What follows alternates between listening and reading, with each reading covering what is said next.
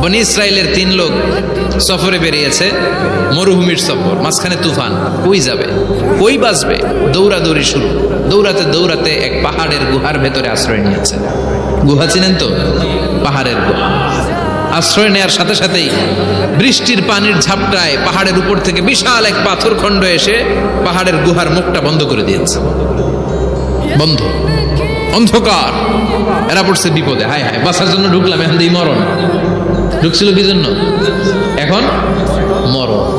বিশাল পাথরের খণ্ড এসে গুহার রাস্তাটা বন্ধ করে দিয়েছে। 3 জন গায়ে যত শক্তি ছিল ধাক্কায়ও কথা সরাইতে পারে না। হায় হায়, অক্সিজেন ভিতরে যা আছে আধা ঘন্টা শেষ হয়ে যাবে। কি করে বাঁচবো? বাঁচার উপায় নাই। চিল্লা ফাল্লা শুরু হয়ে গেল, কান্নাকাটি শুরু। একজন বলে, তোমাদের জীবনে কার কি নেক আমল আছে? যেই নেক আমলটা আল্লাহর ভয়ে করছিল ওইটার ওসিলা দিয়ে দোয়া করে দেখো কিছু হয় কিনা। সুবহানাল্লাহ কোন? এটাই উপায়।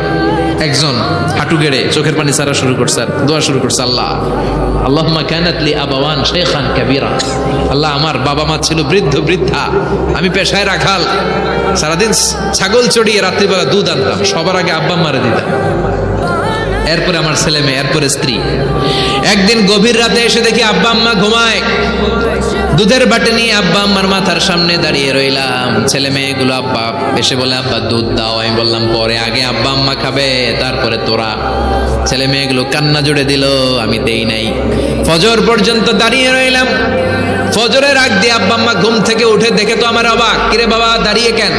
বললাম প্রতিদিন দুধ খেয়ে ঘুমাও, আজকে আগে আগে ঘুমিয়েছো, দুধ খাও নাই, তোমাদেরকে আগে দিব বলে দাঁড়িয়ে রইলাম।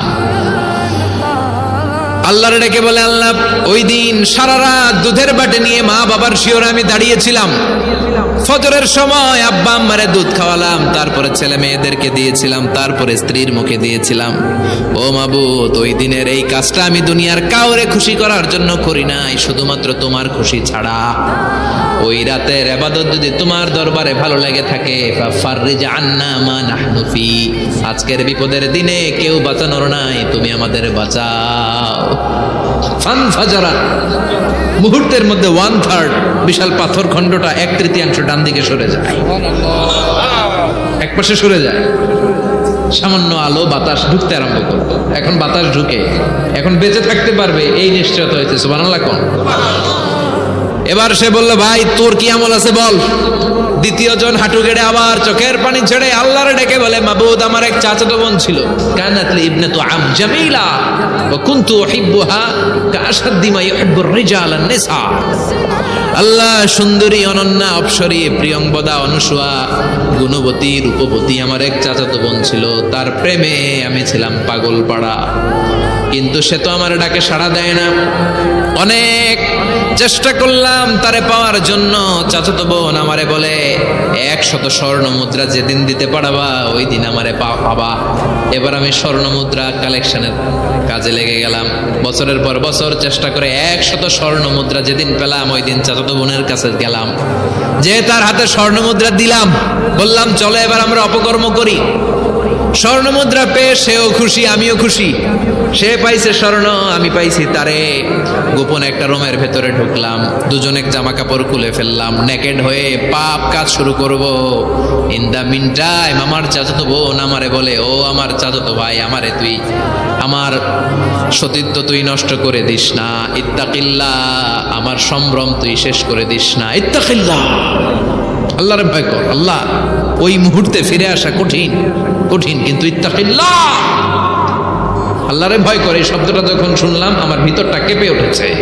আমি মুহূর্তে তোমার ভয়ে জামা পড়ে ওই রুম থেকে চিৎকার মেরে বেরিয়ে গিয়েছি। আল্লাহ, সেদিন আমি পাপ কাজ করি নাই, সেদিন আমি মনের খায়েশ মিটাই নাই, তোমার ভয়ে সেদিন আমি দৌড়ে পালিয়েছি। ওই দিনের ইবাদতটা আমলটা যদি তোমার কাছে ভালো লেগে থাকে, ফাফাররিজ আন্না ফিমা নাহনু ফি, আজকে যেই বিপদে আছি তুমি বাঁচাও। বলার সাথে সাথে 2/3 2/3 পাথরের খণ্ডটা আরো ডান দিকে সরে যায়। সুবহানাল্লাহ পড়েন। এবার আরো বড় ফাঁকা হয়েছে। এবার তারা বেরোতে চেষ্টা করলো, দেখে মাথা বেরোয়, শরীর বেরোয় না, হাত বেরোয়, পিঠ বেরোয় না, পা বের হয়, দেহ বেরোয় না, আরো ছুটতে হবে। এবার বাকি আছে কয়জন? একজন।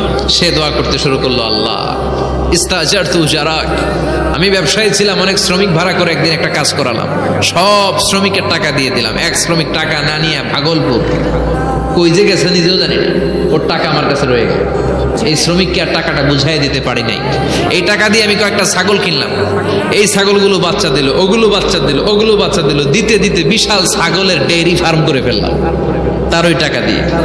এক যুগ 12 বছর পরে সে এসে বলে আমার টাকা ফিরায় দাও। আমি বললাম এই যে ছাগলের ডেইরি ফার্ম পুরোটাই তোমার।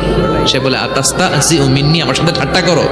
আমি পাই সামান্য কয়টা টাকা, এক যুগ আগে যেই টাকা পাইতাম ওইটা দিলেই চলবে।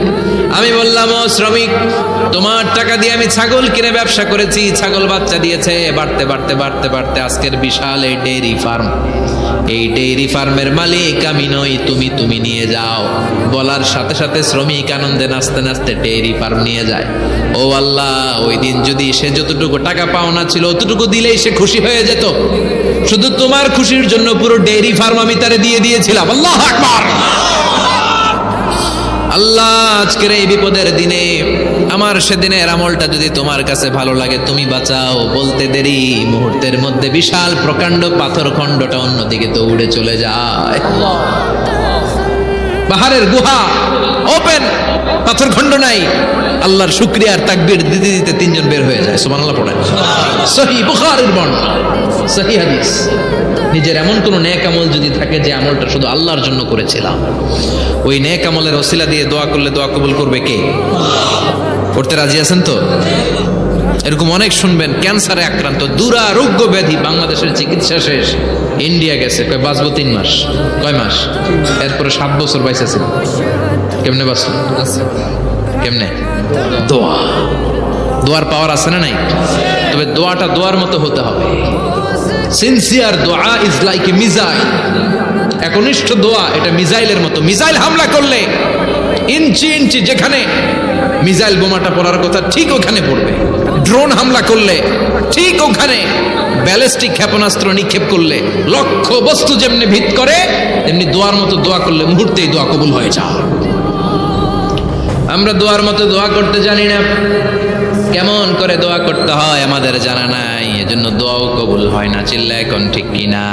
কিন্তু আল্লাহ ওয়াদা দিয়েছেন উজিবু দাওয়াতাদ দাঈ ইযা, আমার বান্দা দোয়া করলে আমি দোয়া কবুল করি, আমার বান্দা চাওয়া মাত্রই আমি কবুল করে নেই।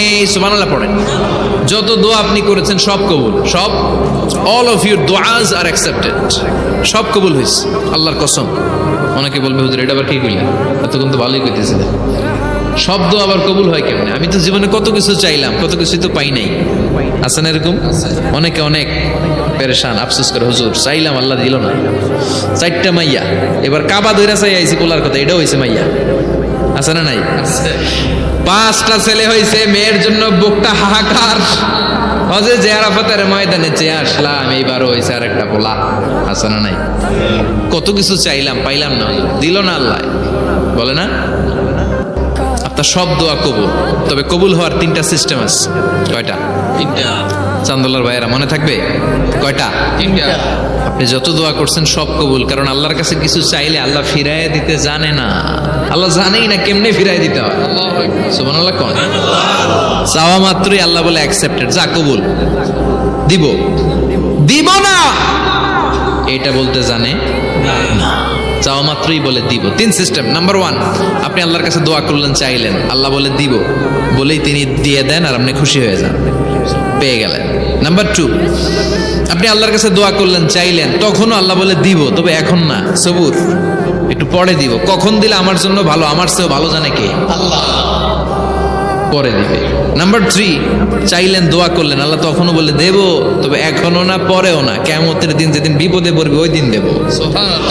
যেদিন তোর বাবা তোরে চিনবে না, তোর মা তোরে চিনবে না, বন্ধু বন্ধুরে চিনবে না, পীর সাহেব মুরিদরে চিনবে না, মুরিদ পীর সাহেবরে চিনবে না, ইমাম সাহেব মুসল্লিরে চিনবে না, মুসল্লি ইমাম সাহেবরে চিনবে না, কেউ কাউরে চিনবে না। ওই কঠিন দিনে তোরে আমি বাঁচাইয়া দেব। তাই দোয়া যা করছেন ছোটবেলা থেকে আজকে পর্যন্ত, লস হয়েছে না লাভ? লস না লাভ? প্রতিদিন শতবার তাওবা ইস্তেগফার করতে রাজি আছেন? আল্লাহর জিকির করতে রাজি আছেন তো? আর বেশি বেশি দোয়া করতে রাজি আছেন? সবাই সবার জন্য দোয়া করবো, রাজি আছেন তো? আল্লাহ আমাদের সবাইকে কথাগুলো বোঝার ও আমল করার তৌফিক দান করুক। আমরা পড়িয়া